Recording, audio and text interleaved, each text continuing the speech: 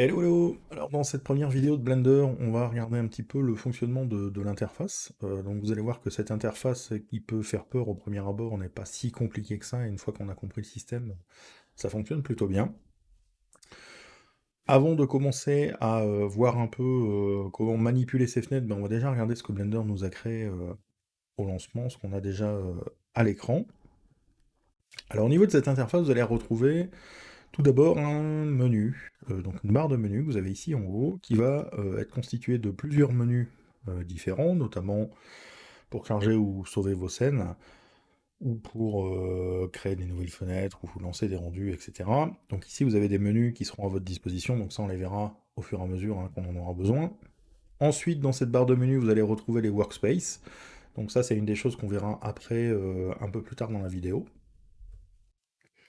Et vous allez avoir à droite de cette barre de menu des options qui vont vous permettre de gérer en fait vos scènes ou vos view layers. Donc bien sûr ça c'est des choses qu'on verra plus tard, mais vous pouvez retrouver ça ici dans la barre de menu. Ensuite vous avez le 3D Viewport. Le 3D Viewport c'est cette fenêtre, ici cette grande fenêtre que vous avez au centre dans laquelle on va venir manipuler nos éléments.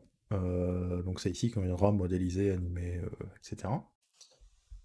Donc ce 3D Viewport fera l'objet d'une vidéo spécifique où on verra un peu justement comment manipuler toutes ces caméras. En haut à droite, vous avez une fenêtre qu'on appelle l'Outliner. L'Outliner, c'est une liste en fait des objets que vous allez avoir dans votre scène, objets qui soient visibles ou non, mais vous allez retrouver ici une liste en fait de tout ce que vous avez dans votre scène. En dessous, vous avez la barre des properties, donc les propriétés. Les propriétés des objets que vous allez sélectionner dans votre scène. On aura aussi des propriétés un petit peu plus globales, notamment au niveau des rendus par exemple, mais vous allez surtout avoir les propriétés des objets que vous allez sélectionner ici. Donc par exemple, si je sélectionne un cube, je vais avoir des options qui sont spécifiques à cet objet. Si maintenant je sélectionne une caméra ou non, je vais avoir d'autres options. Donc c'est vraiment un panneau qui est contextuel et qui va changer en fonction de ce que vous de ce que vous avez sélectionné. En bas, vous avez ici la timeline, donc qui est cette fenêtre allongée, où c'est tout simplement la ligne de temps dans laquelle on va venir mettre des clés d'animation.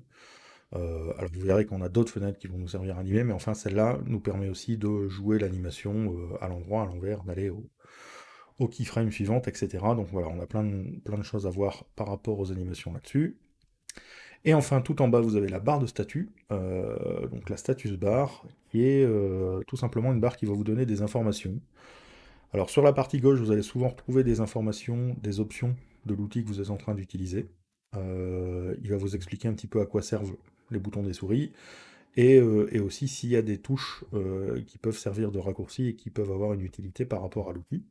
Donc tout ça, ça sera indiqué ici. Et en bas à droite, vous avez, là pour l'instant, moi j'ai la version du logiciel, mais on peut aussi y afficher les statistiques, notamment le nombre d'objets, le nombre de polygones, etc. Donc tout ça, ça sera dans la barre de status. Alors voilà un petit peu pour à quoi ressemble Blender, on va dire, quand on l'ouvre.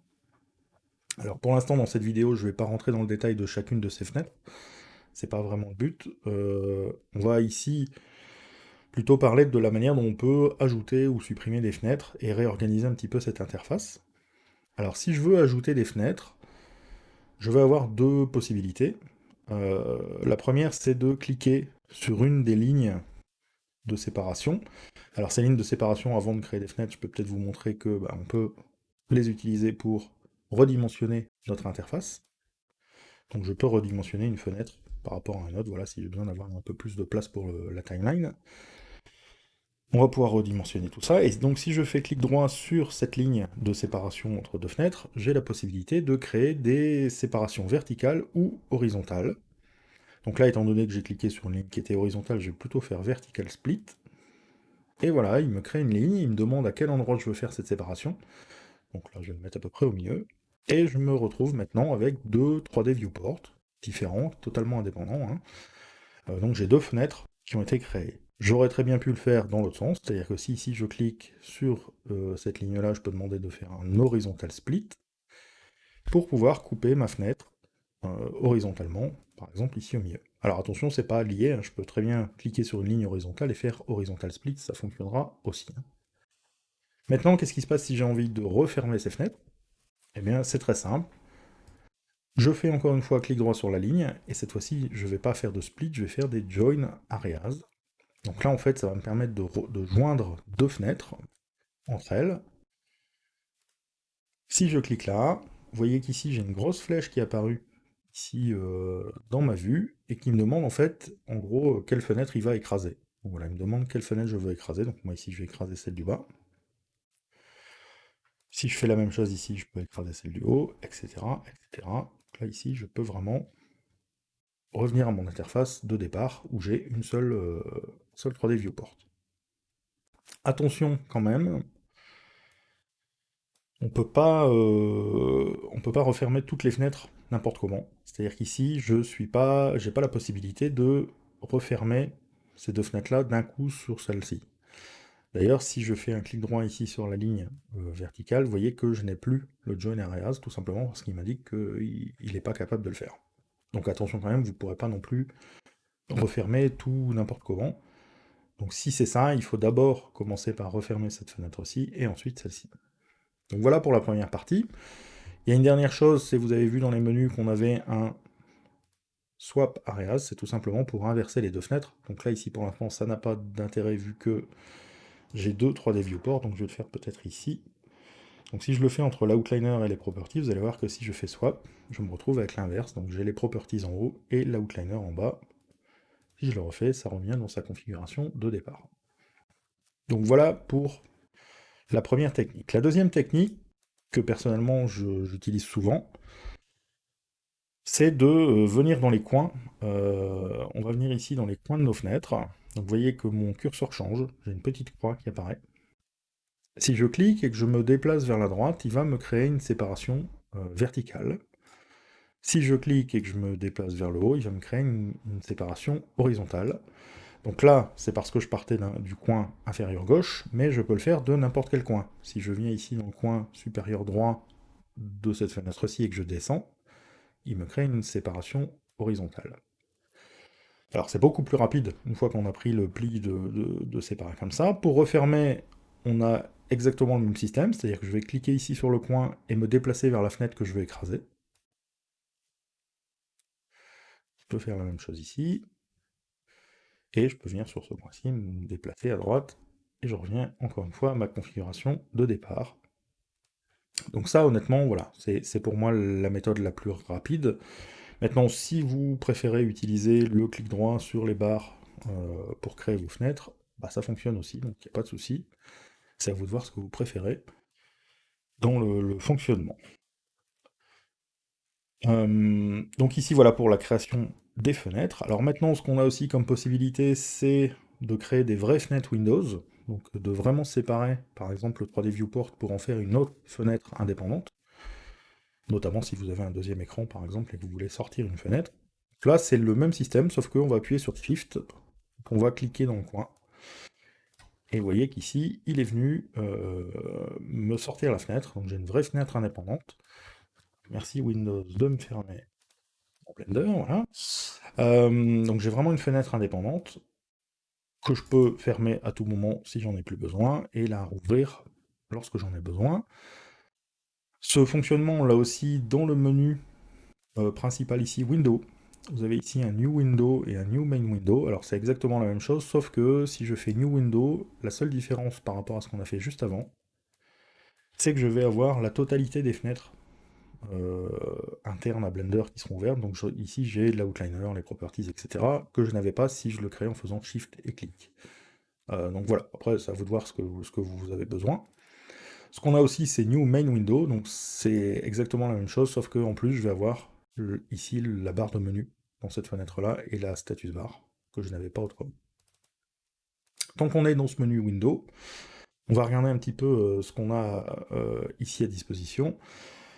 Alors j'ai ici un bouton qui me permet de mettre la fenêtre en full screen. Bon, ça voilà, c'est pas forcément très très intéressant, mais en tout cas vous savez que c'est ici. On a aussi la console.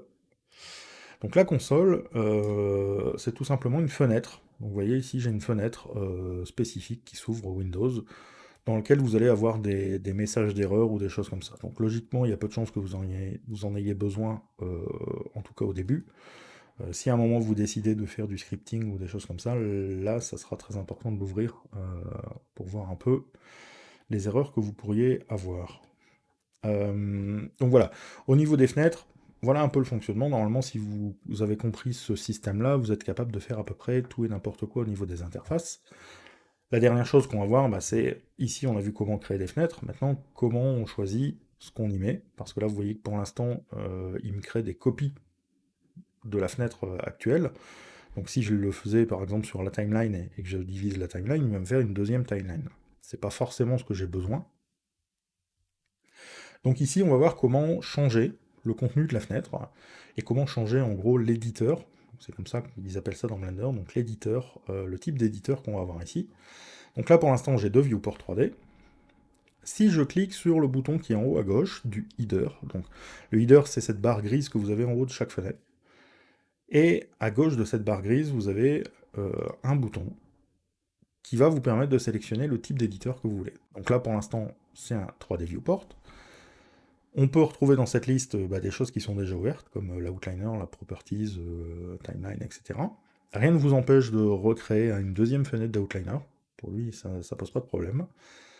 Et on a aussi des choses qui sont pas encore ouvertes, on pourrait avoir besoin, notamment les UV editor quand on voudra faire des textures, ou le shader editor pour faire les matériaux, ou le graph editor quand on fera de l'animation, voilà. Donc là, il y en a plein, on les verra au fur et à mesure qu'on en aura besoin, hein.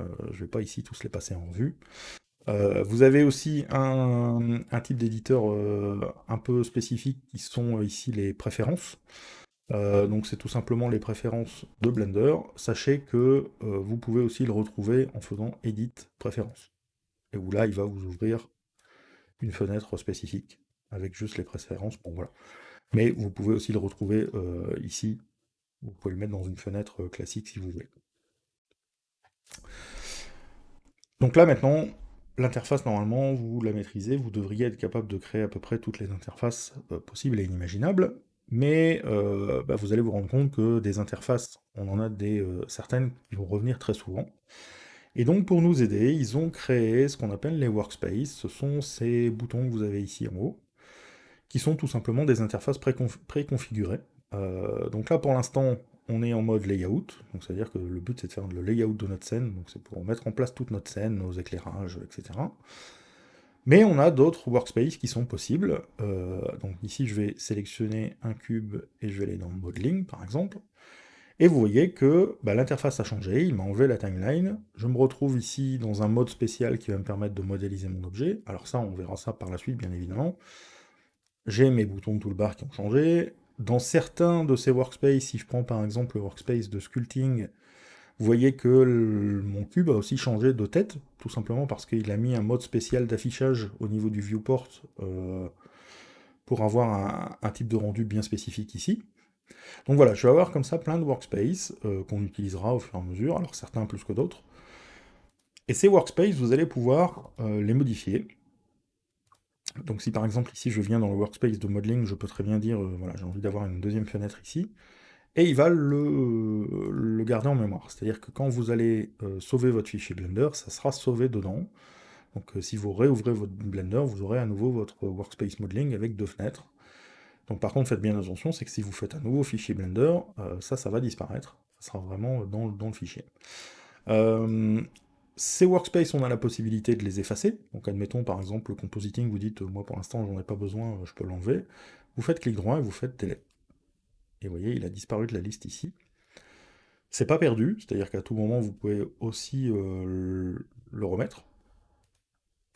Donc avec le petit plus qui est complètement à droite des workspaces, vous avez la liste de tous les workspaces qui sont existants. Donc ici on avait le compositing, je pourrais le remettre. Mais on en a aussi qui n'étaient pas ouverts, notamment ici 2D animation par exemple.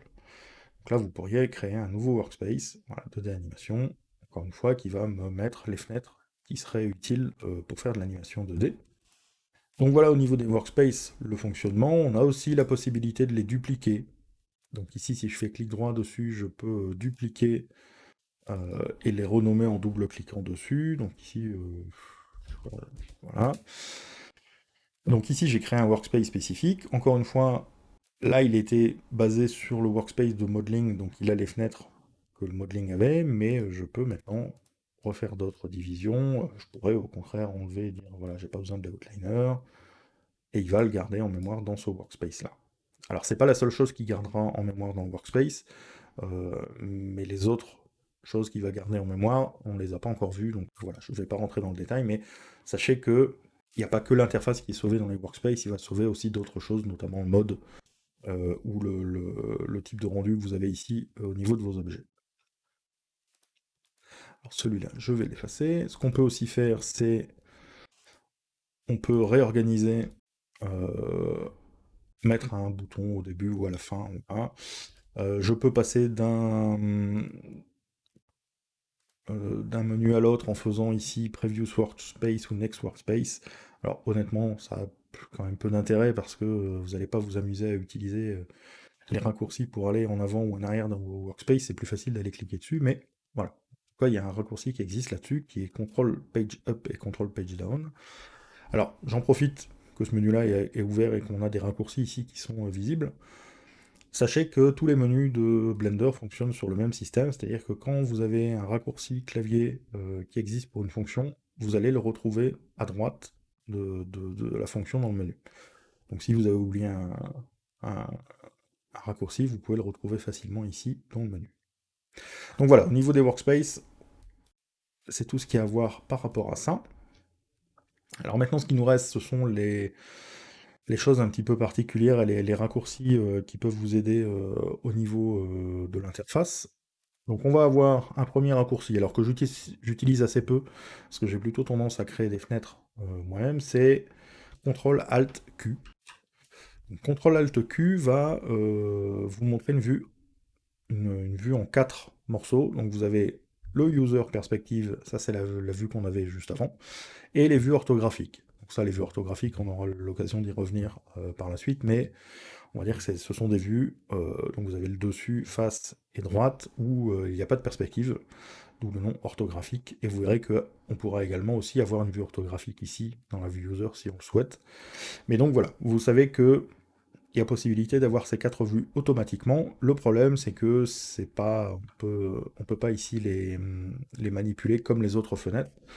Donc c'est pour ça que moi j'ai plutôt tendance, lorsque j'ai besoin d'avoir ceci, je vais plutôt ici créer moi-même mes fenêtres, ce qui me permettra de leur dimensionner et d'en mettre 3, 4, 5 en fonction de mes besoins. Donc là, encore une fois, si ça vous plaît d'utiliser cette vue 4 fenêtres, eh bien très bien, il n'y a pas de souci, c'est là pour ça. Autre raccourci qu'on va avoir à notre disposition, c'est le raccourci pour maximiser une vue. Et je vais en profiter aussi pour vous parler d'autre chose, c'est que la plupart des raccourcis clavier que vous allez faire dans Blender vont être contextuels, ils vont dépendre de plusieurs choses. Une des choses dont ils vont dépendre, ce sont les modes que vous allez utiliser, donc ça les modes, on verra ça un peu plus tard, mais ils vont aussi dépendre de l'endroit où votre souris se trouve dans la fenêtre. Ici, le raccourci que je vais vous montrer, donc qui est CTRL/espace, va vous permettre de maximiser une fenêtre. Mais il va se baser sur la position de votre souris pour savoir quelle fenêtre il doit agrandir. Donc là, si je mets ma souris sur le 3D Viewport et que je fais CTRL/espace, il m'agrandit le 3D Viewport. Si je le refais, on revient à la configuration précédente. Et si ma souris est sur l'outliner, là c'est l'outliner qui va se retrouver agrandi. Donc ça, il faut faire très attention, c'est que tous les raccourcis clavier vont fonctionner sur ce même système. C'est la position de la souris qui va déterminer si le raccourci se fait sur telle ou telle fenêtre. Dernière chose par rapport à l'interface, on a des types de menus qu'on n'a pas vus ici parce qu'ils s'activent avec des raccourcis clavier, mais je vais vous en montrer un histoire que vous sachiez un peu à quoi ça ressemble. Ce sont les paille menus. Donc ça, ce paille menu là, on le verra dans la vidéo suivante. C'est un paille menu qui permet de changer la vue ici du viewport et qu'on active avec Z. Donc ça, ce sont tout simplement des menus, mais qui sont radio, donc ils vont, voilà, on va pouvoir les sélectionner comme ça, donc ça, on verra ça par la suite. On a aussi des menus qui vont apparaître quand Blender va avoir besoin d'une confirmation, et notamment, le plus connu, si j'essaye d'effacer un objet, en le sélectionnant en faisant X, voyez que j'ai un menu qui s'ouvre en dessous de ma souris, avec directement le bouton en dessous de la souris, et un petit raccourci clavier. Si je clique, l'objet disparaît. En revanche, si j'avais fait X et que je sortais ma souris de la fenêtre disparaît et c'est comme si j'avais annulé l'action. Donc il faut juste faire attention à ça, c'est vous savez que quand Blender va vous ouvrir ce petit menu-là, si vous allez un peu vite et que vous ne cliquez pas, il va vous refermer la fenêtre et c'est comme si vous aviez annulé. Donc ça, on l'a ici pour le delete, on l'a aussi pour d'autres fonctionnalités. Bon, voilà. C'est juste qu'il faut comprendre ce système de... Il faut cliquer pour valider en gros l'action. Alors il ne l'a pas souvent, mais ça arrive de temps en temps. Voilà, au niveau de l'interface, je pense qu'on a fait un peu le tour, en tout cas pour le gros morceau.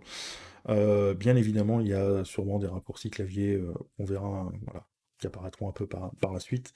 Mais en tout cas, normalement, ici, vous ne devriez pas être paumé quand je fais des changements dans mon interface.